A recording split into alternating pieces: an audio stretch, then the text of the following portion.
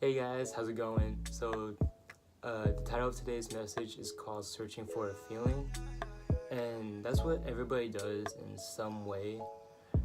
Whether you're jumping from community to community looking for a sense of belonging, whether you're looking for your happiness in someone else, whether you're searching for a feeling of worthy, success, validation, whatever it may be, everyone does this in some way. My first question to you is, what are you searching for? At one point, I was searching for a sense of belonging, a feeling of belonging in a community. I was searching for my happiness in other people, and just overall looking for acceptance. But society today teaches us to look for those things in the wrong place. It teaches us it says that you need to be with a significant other to be happy. You need to be with this group to be cool. You need to do drugs to feel good about yourself. And my second question to you is, where do you go for fulfillment? And this has been the same question since Adam and Eve. They were looking for wisdom, and they went and they ate fruit from the tree, which God told them not to do. That's where sin comes in. And sin can be very complex, but a simple definition would be sin is looking for the right thing in the wrong place. And that's what Eve did. She was looking for wisdom, but she went to the serpent instead of her father.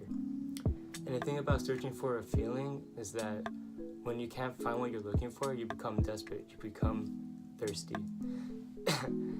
And when you become thirsty, you look in the wrong place. Obviously, you look in the wrong place, and then you literally accept anything just to satisfy that feeling, to quench your thirst. But you're only going to quench your thirst for that moment. You'll become thirsty again. And there's a story in the Bible about thirst. And no, it's not about thirst for love or happiness. It's literally being thirsty. It's in John chapter 4, verse 7 through 13. Just a little background about the story. Jesus and his disciples were going to Galilee, and then Jesus faked being tired, so he waited by the well while his disciples moved on. But Jesus knew that someone was going to come to this well because they were thirsty, and Jesus wanted to help them out. So in verse 7, it says, "Soon a Samaritan woman came to draw water, and Jesus said to her, 'Please give me a drink.'" Now, this verse right here is so significant. It seems simple, but it's significant because Jesus engaged the woman first before she even said anything to him.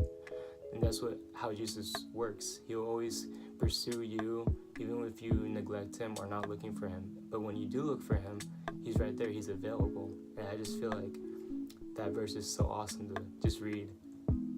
Anyways, verse 8.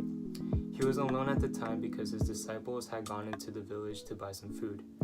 The woman was surprised, for Jews refused to have anything to do with Samaritans. She said to Jesus, "You are a Jew, I am a Samaritan woman. Why are you asking me for a drink?" In verse 10, Jesus replied, if you only knew the gift God has for you, if you only knew who you're speaking to, you would ask me, and I would give you living water."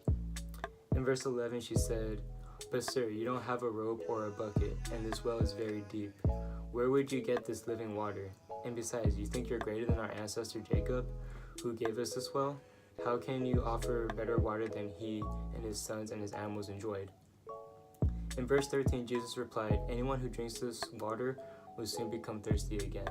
And that's just like us searching for a feeling in the wrong places. And we'll quench our thirst for a moment, but then soon we'll become thirsty again. And I just want to play a video from Michael because he gives a visual aid on that. Run it. Let me explain it to you. This right here is lemonade. Now, lemonade is an amazing drink, especially if you get it from the right place. The thing about lemonade is when I sweat and I perspire and I run up here and I do all this other stuff, I need to be hydrated because I'm thirsty. My initial reaction when I see this yellow bottle is to crack it open and to take a huge swig of it. The problem with lemonade is that it tastes good in the moment, but it makes me more thirsty after I drink it. What's happening with many of us in this room is we keep going to relationships, and it's good for a moment. But as soon as we take a sip, I'm preaching this thing right now, we become thirsty again. And the problem is that after everything is poured out of this one bottle, the sad truth is, no matter if I paid $1.99 or $1,000 for this, at some point it's going to run out. This is not a source. This is a resource. The same way that your job is not a source, it is a resource. The same way your marriage is not a source, it is a resource. The same way that your college degree is a resource and not the source.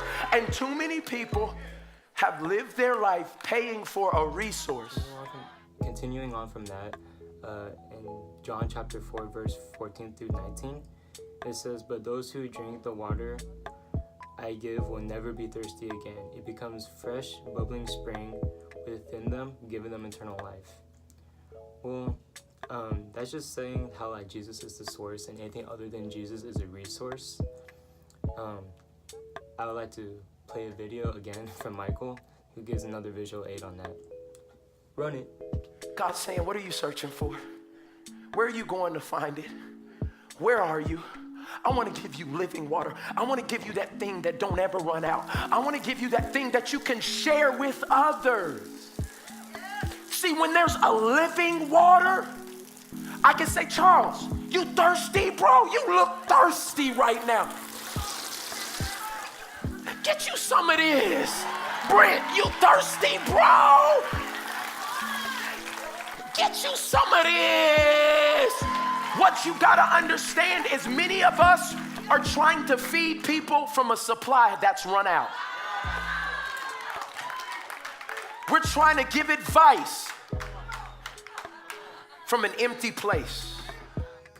Okay, so with that, I actually like to close out the video because I don't want to put too much information into this. I know I said verse 14 through 19, but if you want to like know more about this, I seriously suggest that you check out Transformation Church, and it's called Thirst Trap, Searching for a Feeling. And Michael just goes so deep into this, and it really helped me out in like knowing what I've been looking for. And then on a side note, May 4th is coming up, and Basement, which is the worship nights I've been going to monthly, they're having their 1-year anniversary on that day. It's a Saturday, and I'd be so stoked whoever's watching this like could come out and like worship with me. It's just really awesome to like be in that like area. It's like a way for me to get away from the realities, and I just want to like share it out to whoever's watching this. Like if you want to come out, then please do. Usually after worship we go hang out, so if you want we can grab some boba or food. And with that, to close it out,